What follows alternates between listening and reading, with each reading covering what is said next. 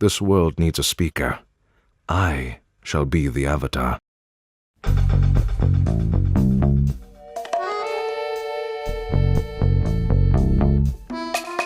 Good day, my vigorous vocalizers, the Green Scorpion here, and okay, out with it. What does that title mean? Well, we've made a plethora of countdowns based around characters that annoy me, characters that wield certain weapons, really any strange category that we can use to acknowledge our favorite fictional friends and fiends.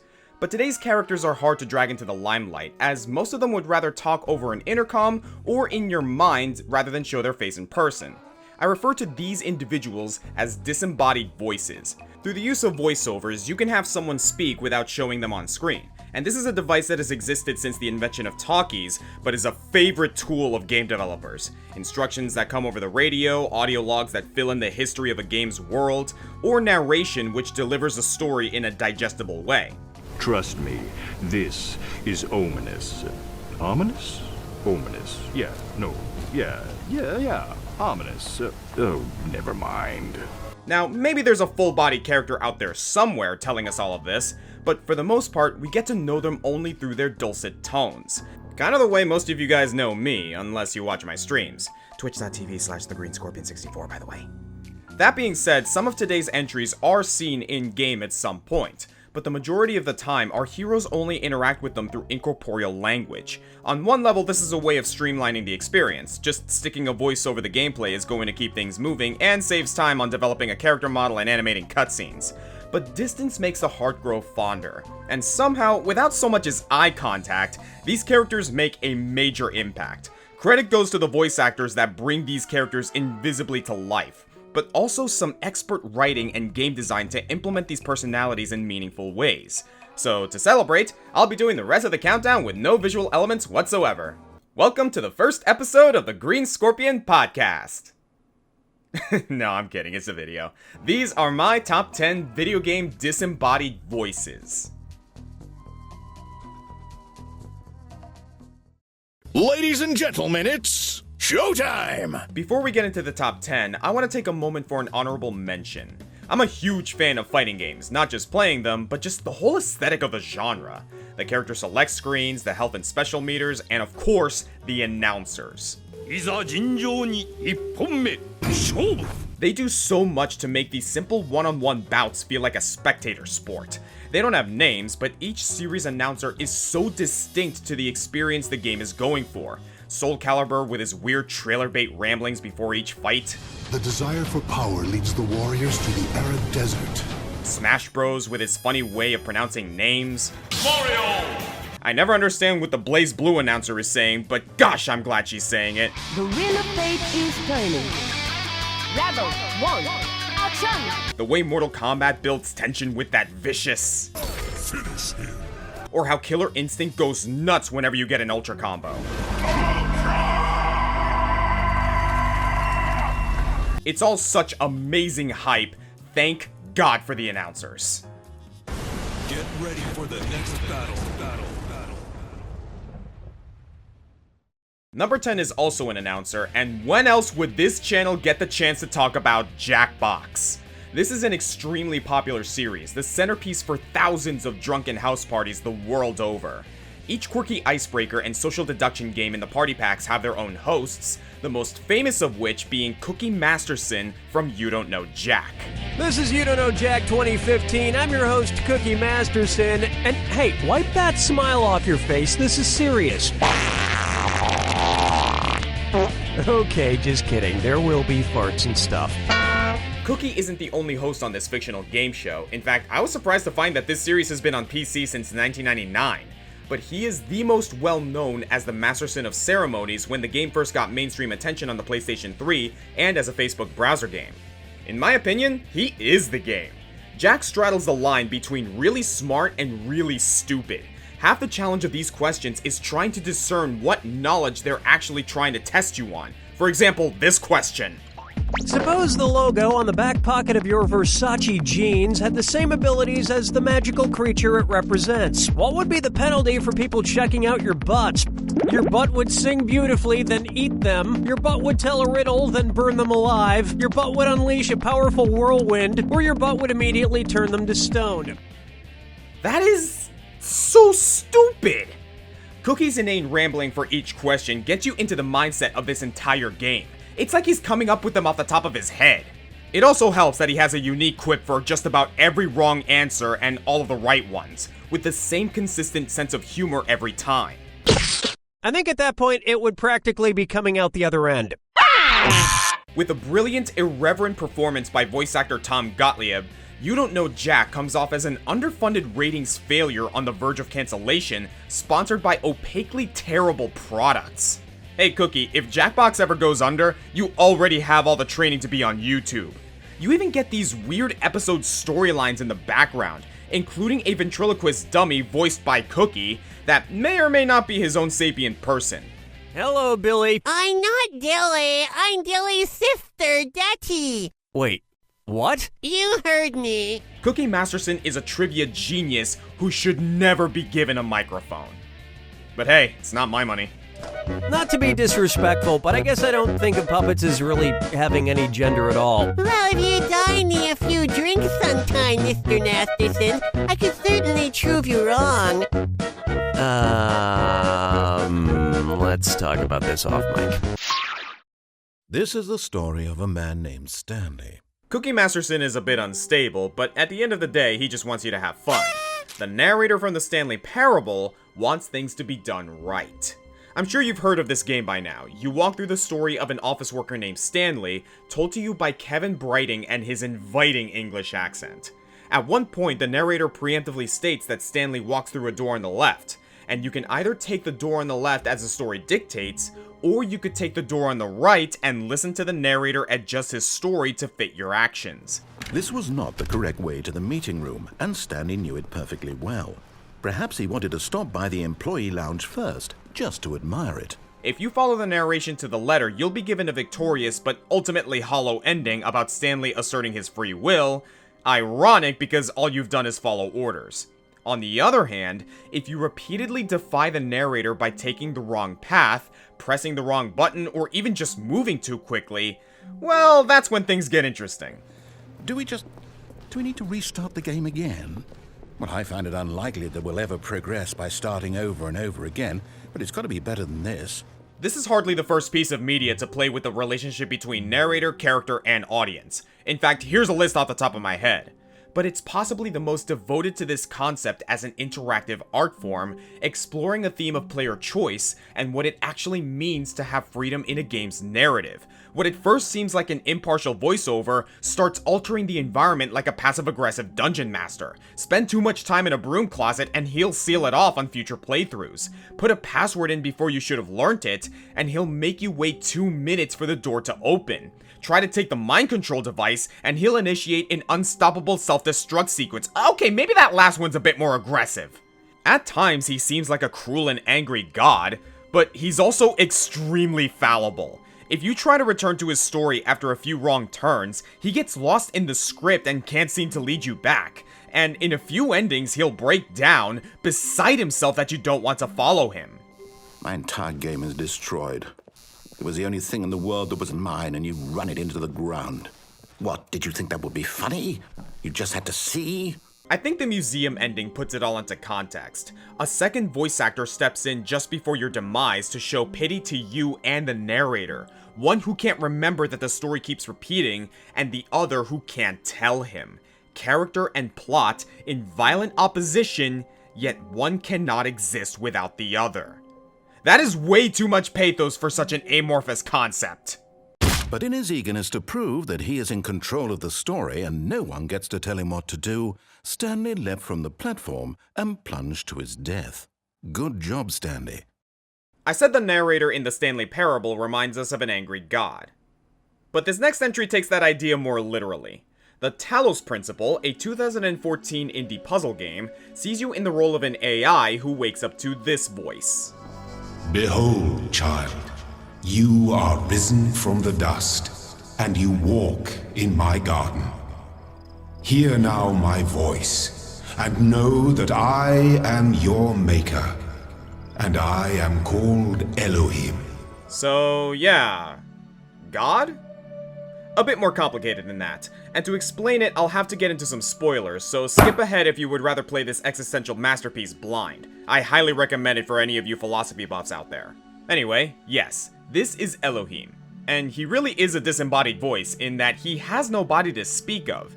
He is a self-proclaimed god of this world. His name is even Hebrew for God. And he encourages you to walk through this literal Garden of Eden and solve puzzles in order to achieve eternal life.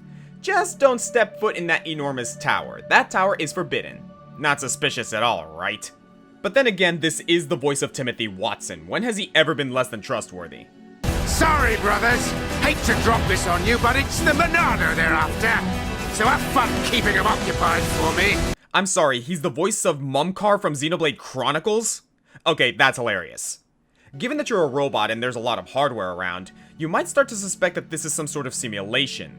There are even old DOS terminals that give you limited access to some sort of database, and you can read notes from a group of designers who must have made this place, but the more you try to get answers, the harder it becomes. Access to the bigger files require the I am not a robot test, which you totally are a robot, so that makes things difficult. But it starts getting weirder when the Milton database assistant starts talking to you through the DOS prompt, insisting that you are not a person despite your feelings that you are, and that you should totally go into that tower, never mind what Elohim says. So this Commodore 64 is the serpent in Eden, effectively. What proceeds is a journey of introspection and switch puzzles as you try to learn what's going on, and eventually decide whether to go along with Elohim or reach for that forbidden fruit. I originally thought about putting Milton on this list. It's probably a more interesting character, but he's not even a disembodied voice, he's disembodied text. Elohim, on the other hand, plays his role of booming god voice completely straight. There's no man behind the curtain, he's fully committed to his role. Good. You are learning, as is your purpose. But your choices must be your own. Therefore, I will not guide you, unless it is necessary. Some of the best moments are when you get Elohim and Milton talking at once, Elohim threatening Milton with righteous fury, and Milton just shrugging him off like he's some disgruntled roommate looking for the laundry detergent. That's already more spoilers than I want to give, but seriously, give this one a try. Even when you can kind of see where it's going, discovering the story behind this place is deeply fascinating. And it hit me on a pretty personal level too. I'm a Christian myself, though I never liked the idea of blind faith to anything. So to be put in the same position as Adam and Eve and thinking that, yeah, maybe this scary voice isn't the boss of me after all, it was really affecting. Elohim's voice is so confident and yet so emotionally distant, and the times where he did get emotional, pleading with you not to venture any higher up the quintessential Tower of Babel. What have you done? Why have you ascended the tower? Why have you betrayed my faith in you? I was not expecting to feel bad for God today. You were always meant to defy me. That was the final trial. But I was scared. I wanted to live forever. When Comic and I started kicking around this topic a while back, one game quickly sprang to mind. Bastion. In 2011, it helped popularize the idea of indie gaming on platforms like Xbox Live and Steam. And while it's a pretty great action role-playing game in its own right, everyone remembers it as the game with the narrator with the awesome voice. He heads for the east side, where windbags used to keep the local forge. Somehow that old forge is still standing. That would be Rux. And while you see a lot of games use dynamic narration nowadays, Rux really set the bar with his laid-back style. Even when you walked off a cliff for the first time, the old man had a quip for it, making everything you did feel like part of his story. And then he falls to his death. I'm just fooling. But there's a potential issue here. We see Rux quite a lot. You can visit him in the hub at any time. Granted, when he's talking, it's usually a voiceover. It's a framing device. Rux telling this whole story to Zia at the end of the adventure. But, like, he's right there. I think there's enough wiggle room that we could rank him at number 7, but luckily, we have a similar example that I think will fit the spot better. A game developed by the same team, Supergiant Games, and a character voiced by the same actor, Logan Cunningham. This is Transistor, and this is the Boxer. Well, this isn't the Boxer. You don't really see the Boxer, but that's kind of the point. Well, okay, you do see him a little bit in flashbacks, but just before the game's opening, he was run through with the game's central MacGuffin, the Transistor. Yeah, this is another game that would prefer you play it blind, but I'll try to avoid the big spoilers. Just in case, here's your timecode.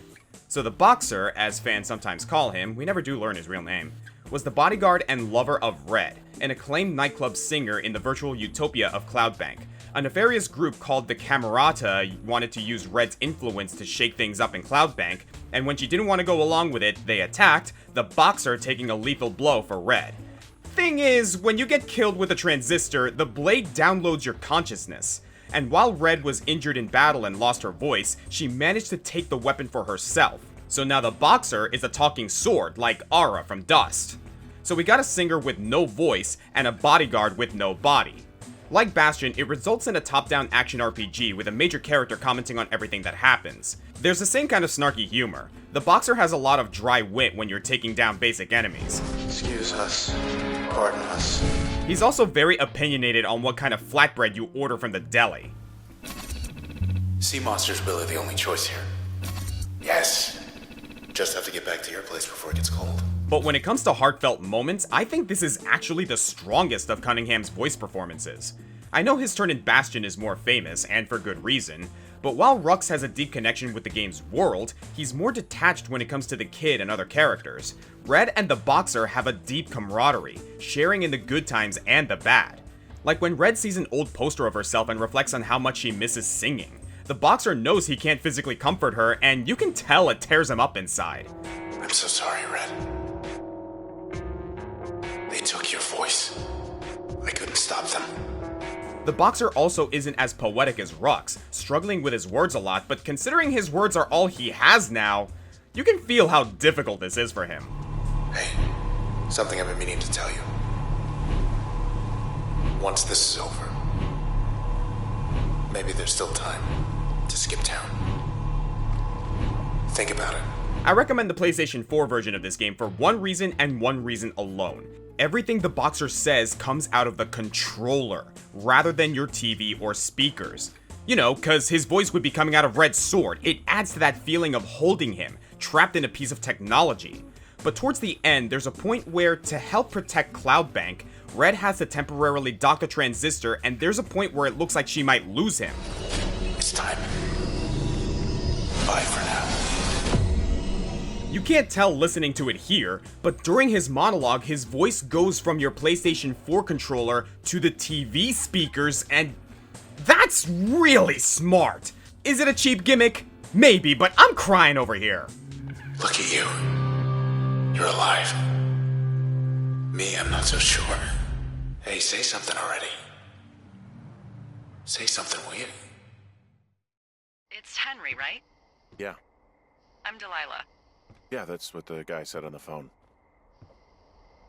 So, what's wrong with you? Excuse me? People take this job to get away from something. So, what's wrong? Am I getting credit for mentioning all of these art house games? Firewatch puts you in the hiking boots of Henry, who, in the wake of some difficulties with his wife, takes a job in the wilderness of Wyoming as a fire lookout, sort of like a park ranger but with less authority. It plays a lot like a walking simulator, only with more specific tasks to carry out each day, and the whole time you'll be joined in spirit by your supervisor, Delilah. You can't see her, but she can see you from her outpost several miles away, and you'll be in constant contact over the walkie-talkie. And like the other characters on this list, the game hinges on Delilah and the player's relationship to her. Reviews of this game are mixed, and I can see why. The story turns out to be more exciting and somehow less exciting than you might expect. But as the glue holding the experience together, Delilah totally nails it. Get going. You'll probably need a rope to get down the shale between you and the lake, if I remember right. There should be one in the supply box on the way. The code is 1234. It's actually that for all of them. Secure.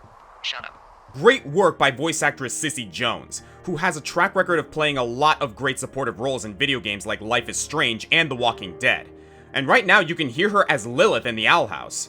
But Delilah is really her chance to shine. And if not shorts, then what do you normally like to wear? Tuxedos as often as possible. Oh, really? You bet. How cosmopolitan. I didn't realize Boulder was so chic. It is the peak of high society. Good to know, dear, yes. She's smart, funny, quick with the witty retorts. She and Henry have some great back and forth. There are, panties? There are what? I don't want to say that word again. Why, 'cause you're 12? She's also completely unapologetic about who she is, probably in part because she's so far away. She's not afraid to say anything. How could these girls be so stupid? Trust me, I never underestimate the stupidity of a drunk teenager. Also, I never underestimate the balls of a drunk young woman, having been one. Her personality won't be everyone's cup of tea, but, well, the game gives you that choice to make. Like many games with dialogue trees, you don't actually have much impact on how the story ends, but you can decide what kind of person Henry is and how Delilah views him. She'll even flirt with him on certain nights, and it's up to you to decide how to feel about that. For me, I didn't really want to reciprocate it since, Henry's still married. It's complicated, but he does have a wife that he loves. Still, Delilah and Henry forge a certain connection, and being out here with only each other's voices, it's hard not to romanticize things, loving someone from far away. Maybe it's because you haven't actually met in person, not in spite of, which makes the relationship both cute and kinda sad. They'll talk, one night they'll really talk, but realistically, Henry's about as likely to make it with Delilah as, well, you are to make it with a video game character. It's not gonna happen, but the game leans you in to want to believe in it. Keep in mind what Delilah said when you first arrive. Everyone out here is running from something. And that includes Delilah. She's got her own baggage too. So for being a great conversationalist with a lot of hidden depth, she's more than worthy of the number 6 spot. I don't think there's any fictional character I hate more than Forrest Burns. Henry, as an employee of the Forest Service, that is treason. Yeah, well, he really freaked me out as a kid. He inspired me to spend the bulk of my 30s keeping the wilderness safe. A shrink would have a field day with you. Thanks, Mom. That's enough highbrow indie talk. Let's chop some heads.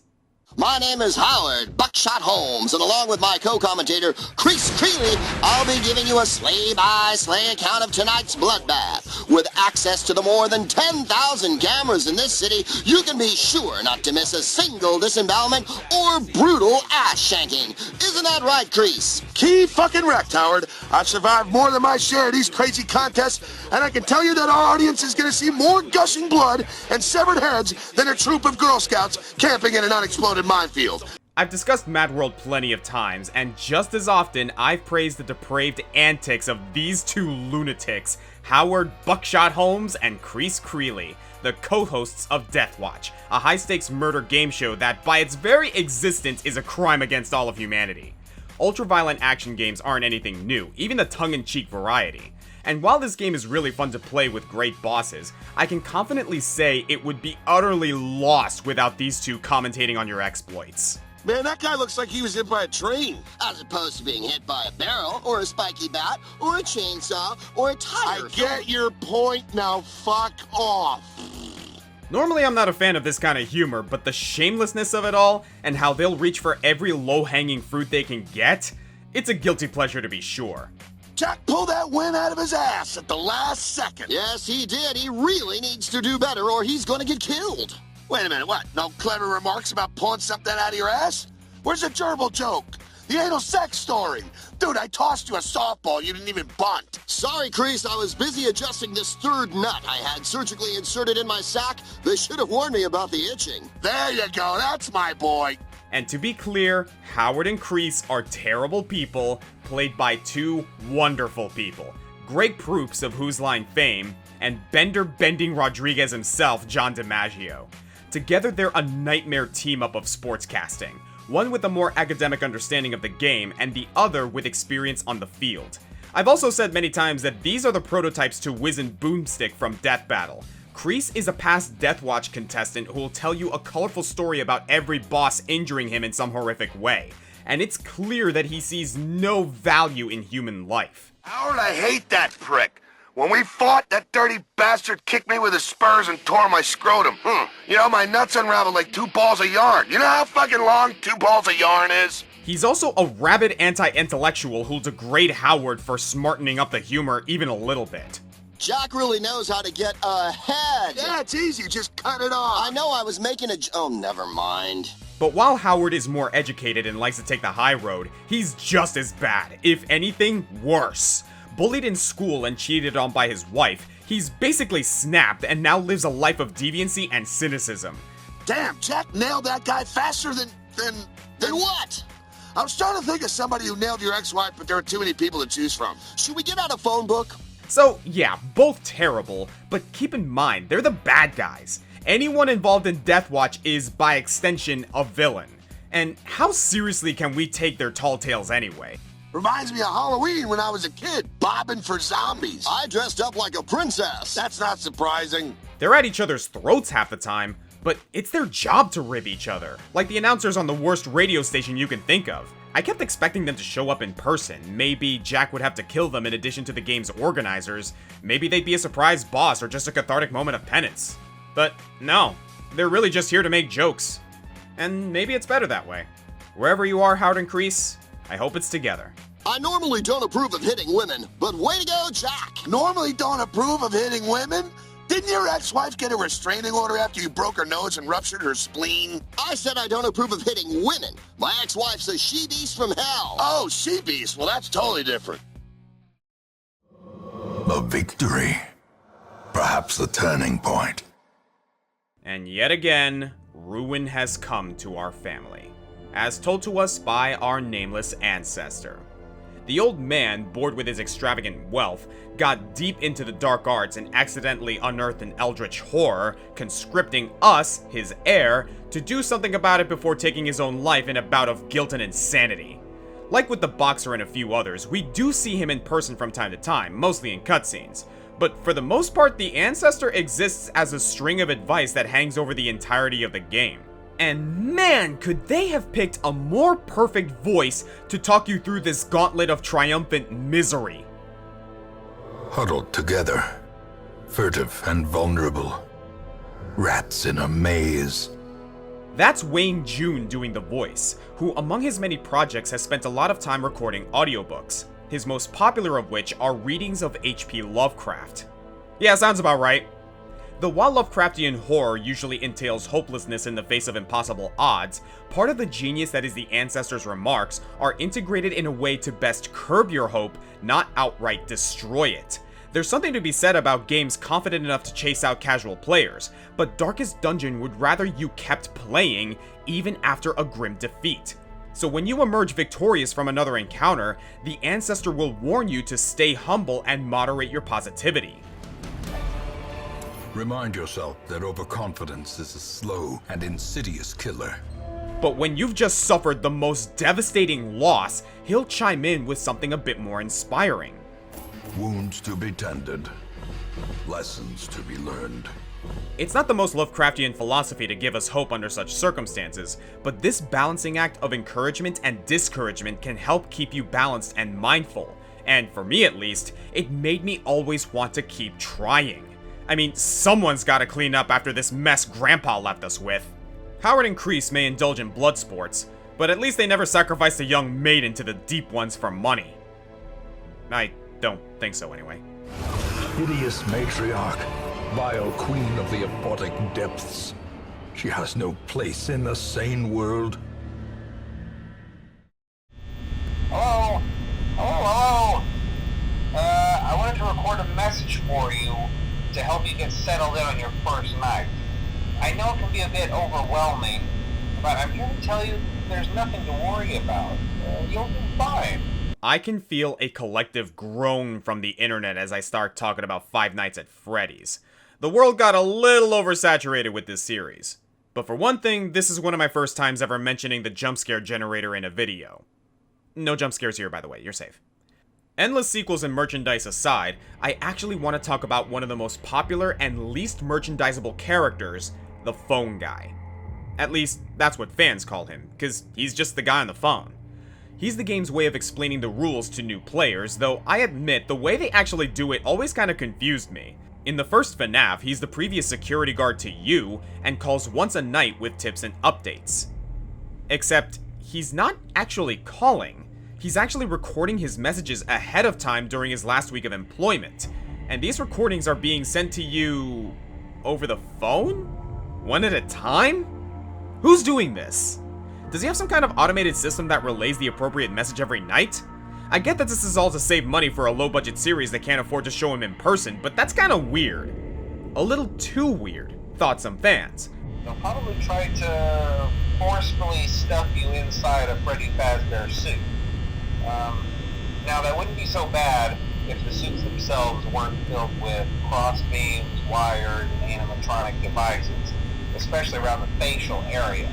So you can imagine how having your head forcibly pressed inside one of those could cause a bit of discomfort and death.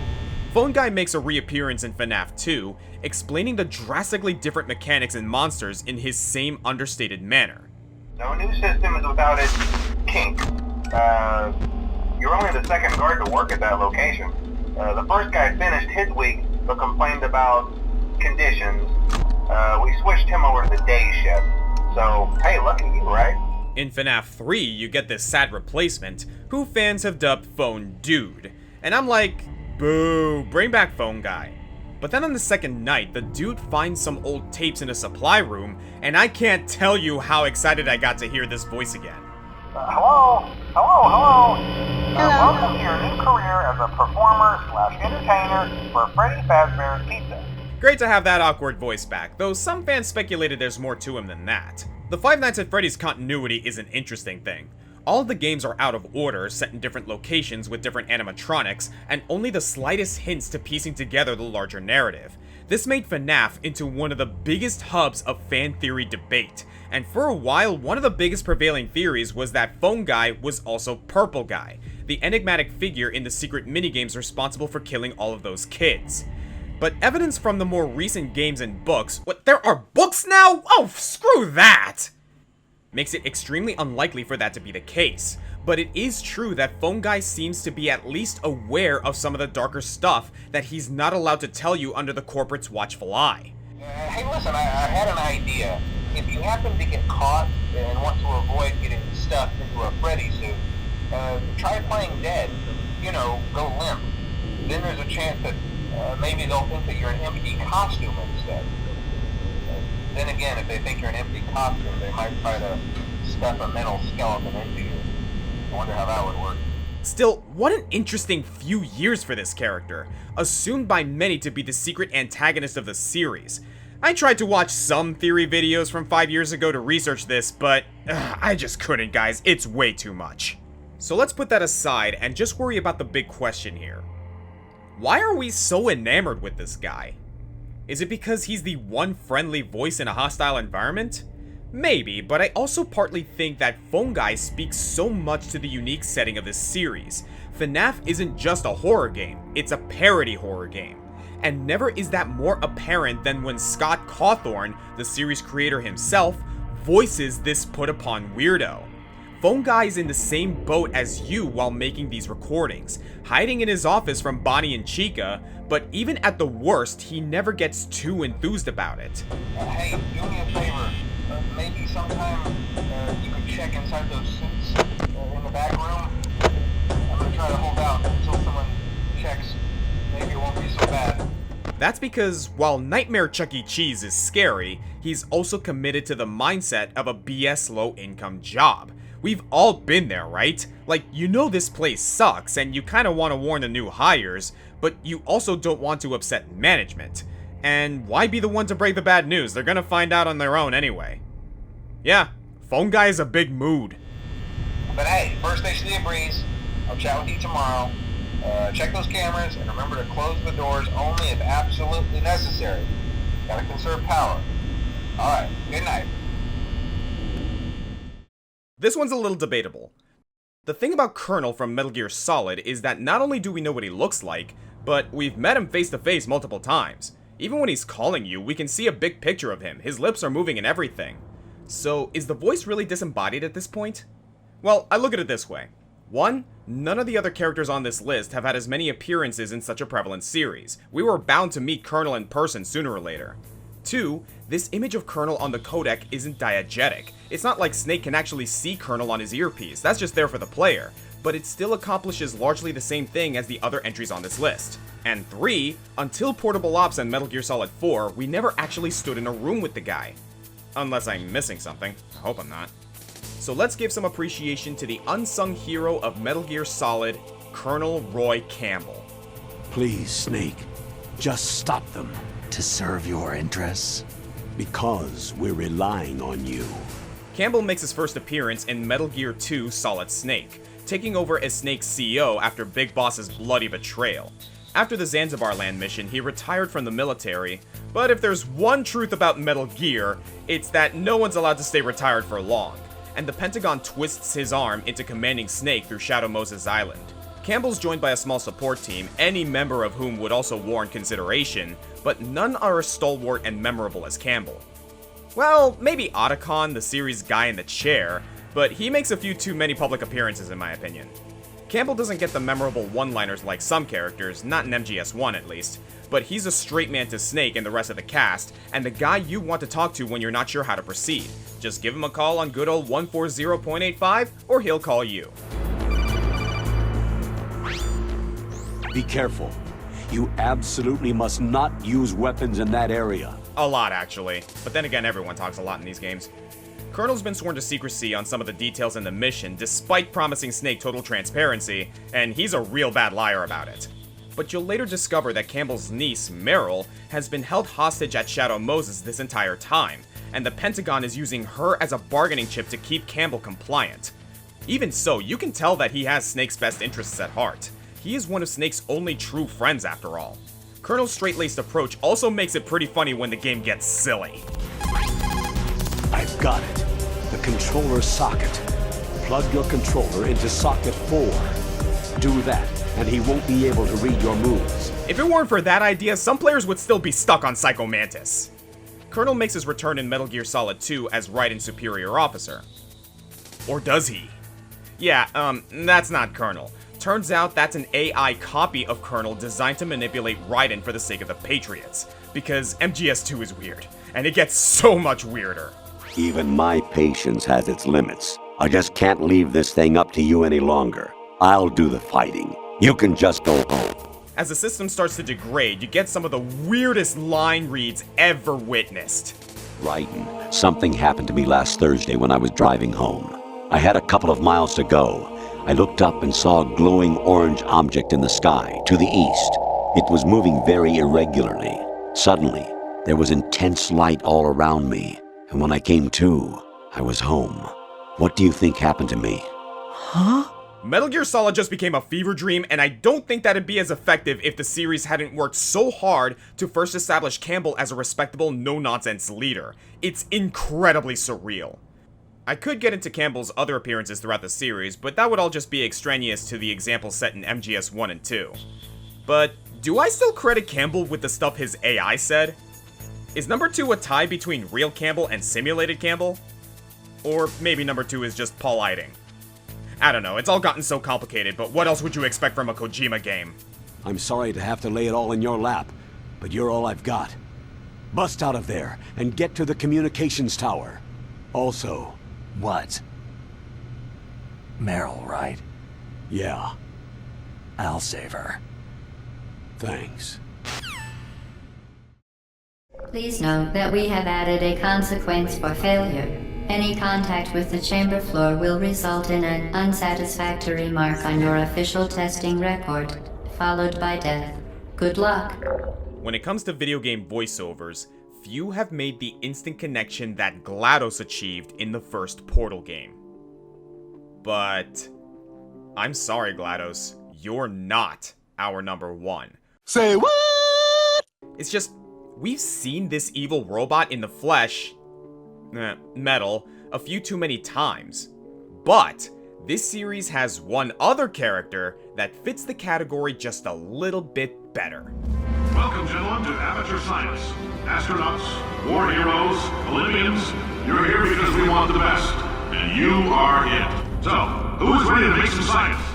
Existing only as a hidden username in the first Portal game, Cave Johnson gets his proper introduction halfway through Portal 2, when Chell falls into the derelict bowels of the facility and activates some old audio announcements from the big guy himself.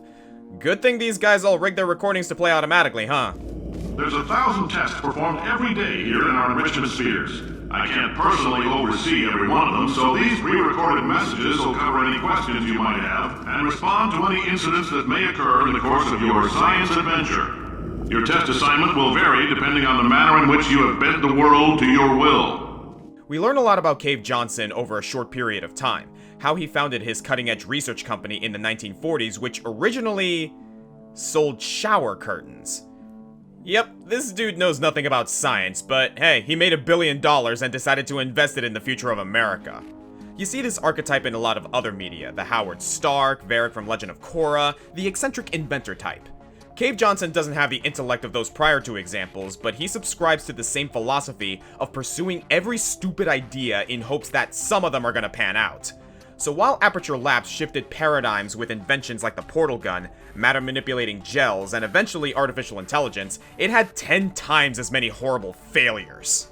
Those of you who volunteered to be injected with praying mantis DNA, I've got some good news and some bad news. Bad news is we're postponing those tests indefinitely. Good news is, we've got a much better test for you. Fighting an army of mantis men. Pick up a rifle and follow the yellow line. You'll know when the test starts. So in case you thought GLaDOS was responsible for all the danger around here, Cave Johnson can assure you that Aperture Labs has always been an OSHA nightmare.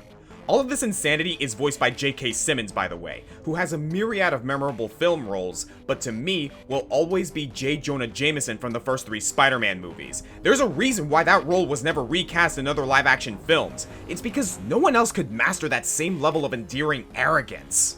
Tomorrow morning, Spider-Man, page 1 with a decent picture this time. Move Conway to page 7. There's a problem with page 7. And make it page 8 and give him 10% off. Okay. And make it 5%. That can't be done. Get out of here!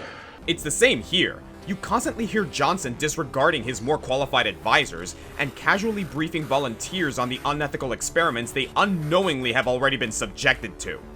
Just a heads up, that coffee we gave you earlier had fluorescent calcium in it so we can track the neuronal activity in your brain. There's a slight chance the calcium could harden and vitrify your frontal lobe. Anyway, don't stress yourself thinking about it. I'm serious. Visualizing the scenario while under stress actually triggers the reaction. At first I kept questioning myself why I was writing this entry at all. I could just play his line for 3 minutes and it'd be self-explanatory. But once you're past the humorous anecdotes, you'll get to the heart of Cave Johnson's story. Competition with other super science firms, terminal disease from exposure to moon rocks, and a race to upload his dying brain to a computer which, it seems, he died too early to see completed. Suddenly the entire series has new context. Why we have GLaDOS, why she's so angry, and how one man was both the reason for Aperture Labs' existence and the cause of its downfall. Science isn't about why, it's about why not. Why is so much of our science dangerous? Why not marry safe science if you love it so much? In fact, why not invent a special safety door that won't hit you on the butt on the way out because you are fired? Now you test subject, you're doing fine.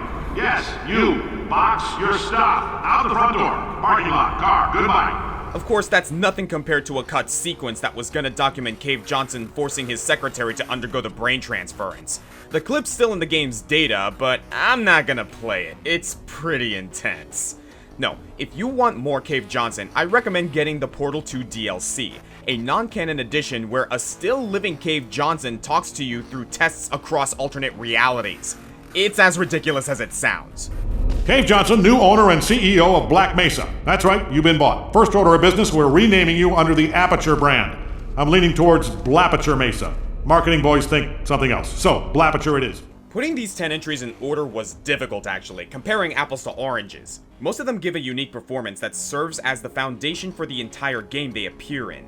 Firewatch wouldn't be Firewatch without Delilah. Mad World would be a shell of itself without Howard and Kreese. Weirdly, the further through these ranks I got, the more incidental these voices became within their game. Phone Guy's just a tutorial, Campbell's just one character, and Cave Johnson's only in a specific section of Portal 2, his dialogue only adding up to about 11 minutes. But even sharing the spotlight with GLaDOS and Wheatley, I can't shake how big an impact Cave Johnson makes to the game in such a limited amount of time. When it comes to writing, few video games can get on the same level as Portal 2. I'm the Green Scorpion, and I think that's enough out of this disembodied voice for today. Let me know what you think of the entries, how you would order them, and if you have any favorites that you think I missed. believe me, there's a lot more examples than you might think. I hope you all have a wonderful day, and remember, when life gives you lemons, don't make lemonade. Make life take the lemons back! Get mad! I don't want your damn lemons! What am I supposed to do with these? Yeah, take the lemons. Demand to see life's manager. Yeah. Make life rue the day it thought it could give Cave Johnson lemons. Do you know who I am? I'm the man who's gonna burn your house down with the lemons. I'm gonna get my engineers to invent a combustible lemon that burns your house down.